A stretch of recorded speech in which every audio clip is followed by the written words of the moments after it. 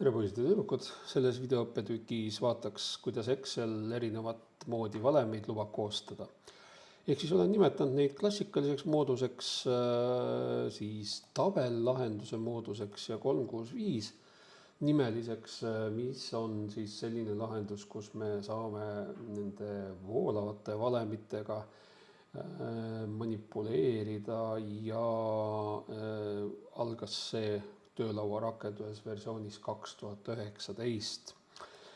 Nii et juba õige mõnda aega saab neid spill-valemeid, dünaamilise range'i, dünaamilise piirkonna valemeid kasutada. Aga hakkame otsast pihta, kõige klassikalisem, kuidas meie töö välja näeb, ikka sedamoodi, et me kirjutame lahtrisse avaldise alustades võrdusmärgiga, öeldes lahtrile #2, et kuule, sina hakkad võrduma. See põhipalk, mis siia on lisatud, millele on liidetud korda tunnitasu. Tehete järjekord ikka nii, nagu koolis õpetati, korrutamine, jagamine enne liitmist, seega selline valem täitsa pädeb, kõik arvutatakse kõik õigesti välja. Ja loomulikult tean, et valemit ülevalt alla kopeerides hakkavad reaindeksid muutuma, kasvama. Siin on 2 saanud juba 6 ja toimib kenasti selle rea jaoks. Nii ta käib. Sotsiaalmaksu tahan siin veel arvutada, mis tuleb siis brutopalgast korrutada. Mul on siia maksude töölehele see 33% ära defineeritud. Klikin selle lahtri peal ja näen, et ei kirjutatud siia mitte C8, vaid kirjutati selline avaldis nagu sotsm. Selge, siis on sellele lahtrile antud nimi, mis tähendab seda, et seda valemit ei ole vaja mul mingite dollarimärkidega vürtsitada, et see sotsm hakataks lugema kogu aeg ühest lahtrist. Ma oleks võinud selle sotsmi, kui ma tean, ju kirjutada siia välja ka niimoodi, et Excel annab mulle nõu, et näed, selline nimetus on olemas. Need nimed, mis on selle tööraamatu selle faili sees ära defineeritud, leiad sa valemid lindi pealt nimehaldurist. Vaatame. Sotsm, jah, 33% on tema hetkeväärtus ja asub ta maksud töölehelt C8. Siin on juba dollarimärgid, nagu näete, olemas. Seega töötab ta kogu töövihiku ulatuses, lugedes ainult sellest ühest lahtrist. Loomulikult võib selleks olla nime piirkonnaks ka lahtrite plokk ehk kogum lahtreid, aga hetkel siis see üks lahter, kus on 33%. Nii, paljundan selle ka ülevalt alla ja siin siis juba tegemist elementaarvalemiga, kus on ainult liitmistehe jällegi. Nii, no niimoodi käib siis see klassikaline töö ja kui ma siia alla nüüd soovin näiteks selle palgafondi summat, siis otsin üles selle autosumm nupu, kas siit tavalehe pealt, eks ju. Paneme siia, siis siin saab valida teisi funktsioone ka, aga paneme korra summa. Otsis lähima arvuseeria ehk pakubki kõiki neid palkasid, mis siia ülespoole jääb ja no miks mitte. Saime selle summa siia paika. Teine lahendus, kuidas arvutus käiks, on see, et ma sellest algsest lahtrite kogumist moodustan tabeli. Selleks, olles tabeli sees, mitte siis kuskil, eks ju siin kõrval. Excel mõistab, kus su tabel on, kui ma siin tabeli mõttelises osas viibin ja vajutan Ctrl+A klahvi kombinatsiooni ehk select all, siis ma näen, et mõistis mind kenasti. Kui ma siin kõrval viibides vajutan Ctrl+A, siis juhtub see, et nüüd läks kõik 17 miljardit lahtrit sellel töölehel selektsiooni. Ehk ma olin nagu väljaspool sellist loogilist. Siin on ju näha ka, et JVR on viimane ja 26 rida. Eks see võib muidugi olla natukene dünaamiliselt muutuv, kui ma siit andmeid olen töö käigus ära kustutanud. Aga praegu kärab see kenasti. Paneme siia selle veeru laiused ka natukene visuaalselt paremaks paika. Nii, aga jah, et siis lisalindi pealt ja siin on selline valik nagu table. Ctrl+T, see klahvi kombinatsioon saab kõigile tuttavaks, kes tabeleid hakkavad kasutama. Nii et vajutan kas nuppu või klahvi kombinatsiooni Ctrl+T ja näen, et pakutakse välja, et tabel just sellises piirkonnas, nagu see punktiir siin tähistab ka on minul tabelil päised, on küll, ütlen okei. Ja saan nüüd sellise tabeli, nagu oleksin justkui kujundusega tegelenud ja ühtlasi pannud ka automaatfiltrid peale, sest siia ilmusid need filtreerimise nupud, mis võimaldavad, eks ju, nii sorteerida kui ka siis teostada vastava veeru peal oleva informatsiooni järgi erinevaid filtreerimise tegevusi. Ja üks hea omadus veel seoses tabeliga, kohe alguses ära märgitud, kui ma liigun siia allapoole, siis näete, visatakse siia üles veeru indeksite asemele, EF ja G asemele ja teiste asemele ka need pealkirjad, mis on tabeli esimesel real. Ja seega ei pea ma siin külmutama mingisuguseid paane, on tabel alati ülevaatlikum. Vaatame, kuidas siis valemid välja näevad. Võrdub samamoodi ju põhipalka, soon, näete, ei tule enam aadress. Nüüd on hoopis teistsugused väärtused siin, aga ilmselgelt täiesti kenasti arusaadavad. Teeme selle valemi ära ja minu suureks rõõmuks see valem juba ise paljunes ülevalt alla. Nii tore. Kui ma siia võtsin sisse tunnid, eks ju, ja tunnitasu, proovime, kas töötab niimoodi ka, et kui ma nüüd lähen, kirjutan siia teistmoodi pealkirjad, mis nüüd valemiga juhtus. Valem sai korda ise. Nii et seda ka ei pea kartma, et mingisugused muudatused võivad kuskil segadust tekitada. Nii, vaatame siis sotsiaalmaks käib bruto pihta ja tuleb mul siis korrutada. Jälle seda andmed on siin maksulehel niimoodi ja jälle valem ilusti jooksis ülevalt alla ja arvutas kõik välja. Ja paneme siia palgafondi valemi ka, mis seal ikka muud praegu teha. Nii, ja tehtud. Tabeli omapära seisneb siis veel paljudes nüanssides, kõikidesse selle õppetüki käigus ei lasku, aga tähelepanu olgu põhilisele juhitud, et tekkis ka tabeli kujunduse nimeline lint, seda siis, eks ju, praegu on ta siin olemas, kui ma olen selle tabeli peal. Kui ma tulin tabeli pealt ära, pole ka seda linti, tulen tabelisse tagasi, tekib taas see lint. Ja selle lindi peal on näha, et praegu on minu tabeli nimeks tabel 2.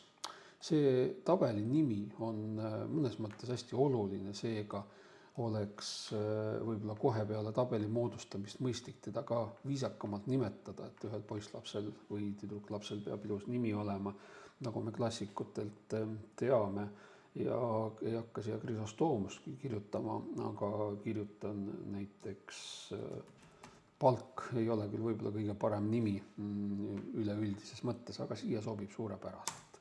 Ehk selle tabeli nimeks on palk ja kui ma tahan selle tabeli poole parasjagu nii suurena, kui ta praegu on, pöörduda, siis seda saab teha läbi selle palk nimetuse. Ja tabeli piirkond on siis ära määratud selle nurga tähisega siin, see on see tabeli lõpp, ehk siis kui ma hakkan siia lisama uut inimest, siis ma näen, et see kohe suureneb, see tabel, valemid kohe paljunevad, tabel muutub suuremaks. Paneme siia ühe inimese juurde, mis ta meil oli, kukkunud vabalt näiteks, ja tema on meil ka koristaja ja koristaja saab meil põhipalgana sellise numbri. Nii, vot, ja kui ma lisan siia uue veeru, näiteks, nüüd on mõistus otsas, mis me siia võiks panna,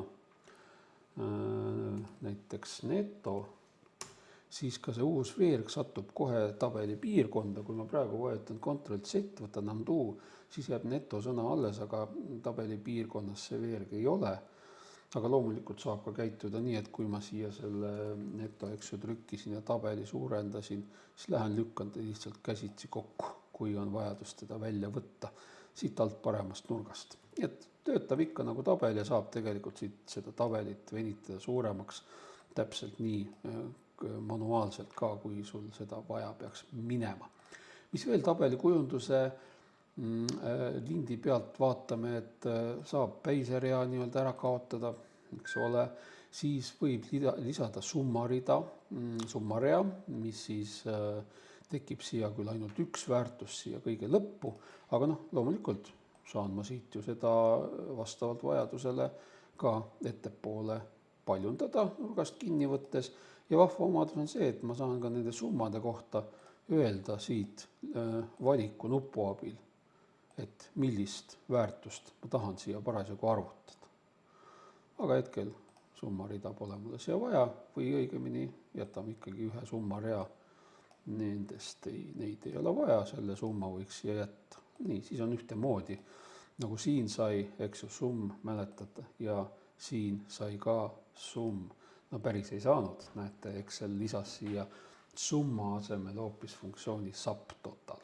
Siit siis ka väike teadmine, et üle filtreeritavate piirkondade ei saa kasutada summa funktsiooni, ta ei arvesta peidus olevaid lahtreid, siis tuleb mängu funktsioon subtotal. Ja subtotalil on veel huvitav esimene argument, mis määrab ära funktsiooni numbri või numbri järgi, et 109 on siis summa funktsioon. Ma võtan korraks siia kiiresti lahti spikri selle funktsiooni kohta, et näidata, et ka kõik teised ilusad statistilised funktsioonid on täitsa kasutatavad. Ja saab siis kasutada mitte ainult seda 109, nagu praegu Excel ise arvas panevat, vaid ka versiooni lihtsalt 9. Noh, ja vahe siis peitub selles, et kas ta ignoreerib peidetud ridu või arvestab need sisse. Hästi, aga see on õige tulemus, mul pole siin praegu midagi teha, lõpetan selle sisestuse või katkestan selle muudatuse ära. Nii, ja nüüd vaatame veel ühte versiooni. Nimelt, kui mul on soov kasutada andmeseeriate kaupa arvutusel lahendust, siis ma tõesti saan teha sellise arvutuse, kus ma näitan ette alguses ka juba seeria. Muidu seeria peal või vanemas Excelisse seda teha ei saa, aga siin saab näidata siis valem ette niimoodi, kus ma sellele piirkonnale lisan see piirkond korda see piirkond. Noh, siin tuleb muidugi näha ja arvestada, et need piirkonna märgid, kuidas siin on, kas on dollaritega või mitte, eks ju, et mis see kõik tähendama hakkab, aga kui ma valemi teen selliselt, siis kui ma nüüd vajutan enter, siis ka see valem nii-öelda voogab ise ülevalt alla. Et ma ei pea mõtlema selle peale, et kuskil on midagi võib-olla teistmoodi arvutatud või kas ma tirisin ülevalt alla või mitte. Ehk kui ma klassikalise peale korraks nüüd tagasi lähen ja näiteks panen siia +10 juurde, kui see peaks arvutuses vajalik olema, siis ei tohi unustada, eks ju, et teha ära see topeltlõps, et ta jõuaks ülevalt alla. Ja siis need vead on siin ka võimelised tekkima sel moel, et kui ma nüüd ühes kohas lähen ja kirjutan näiteks +10 asemel +50, siis Excel küll näitab rohelist nurka, seda on võib-olla isegi keeruline märgata, aga ta ütleb mulle siin, et natukene erinev valem siin on, aga samas kui ma olen, mis siin ikka erilist, nii oli vaja, ütlen ignoreeri viga, siis ega kuskilt välja ei paista, et selles valemis on või selles lahtris on teistmoodi arvutus kui ülejäänud ridadel. Aga jah, Exceli vilunud kasutaja ei unusta seda topeltlõpsu vajadusel tegemata, nii, et aga vead on varmad tekkima. Tabellahenduse puhul, eks ju, kui ma siia lisan +10, siis see kohe replikeerub igale poole edasi.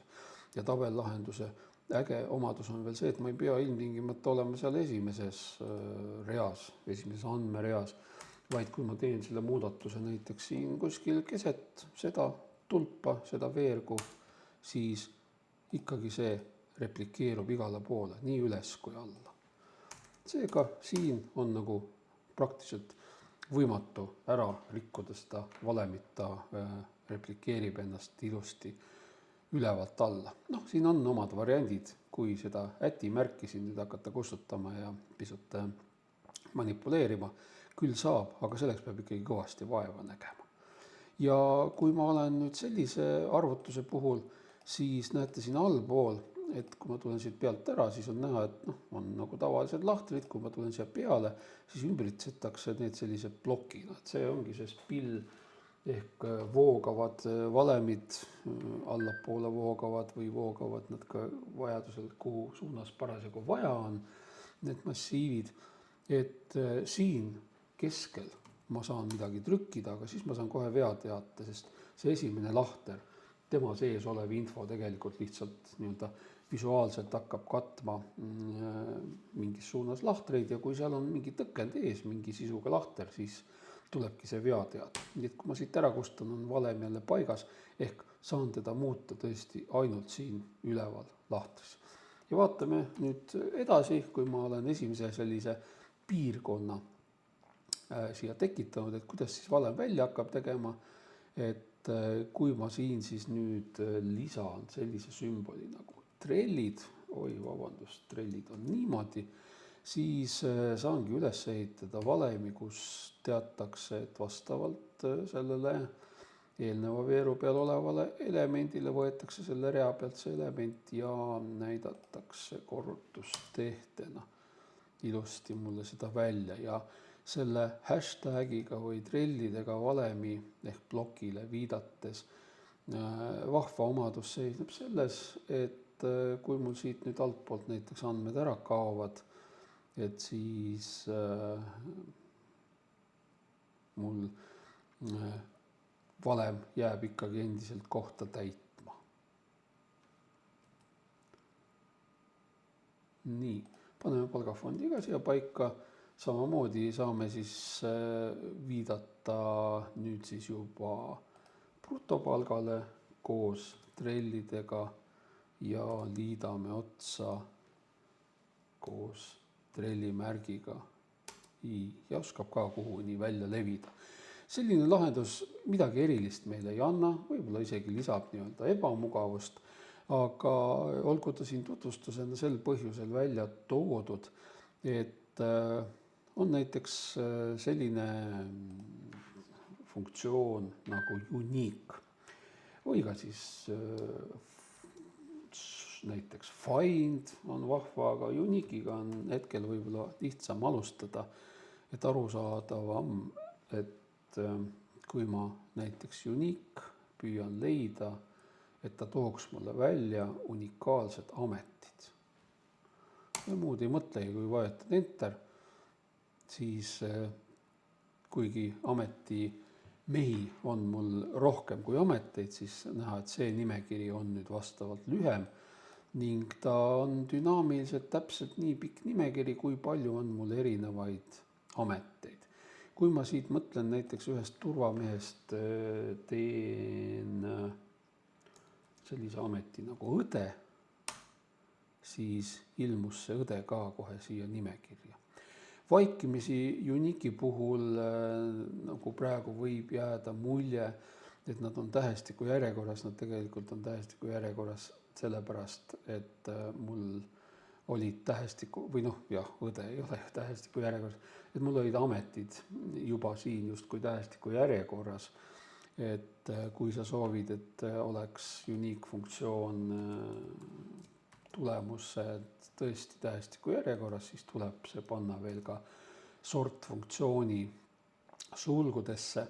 Sort funktsioon vaikimisi teeb tähestiku järgi sorteerimist, ehk seal on ka võimalus siis suuremalt väiksemale sorteerida, siis tuleb lisada lihtsalt üks sorteerimise järjestuse argument, aga hetkel piisab täitsa sellisest lahendusest, kus siis unique funktsioon vaatab D2 kuni D26, toob sealt ära kõik unikaalse sisuga lahtri väärtused ja kuvab need siia sort funktsiooni sisse, mis omakorda paneb need tähestiku järjekorda. Nii, ja nüüd see õde rändas ilusti sinna lõppu.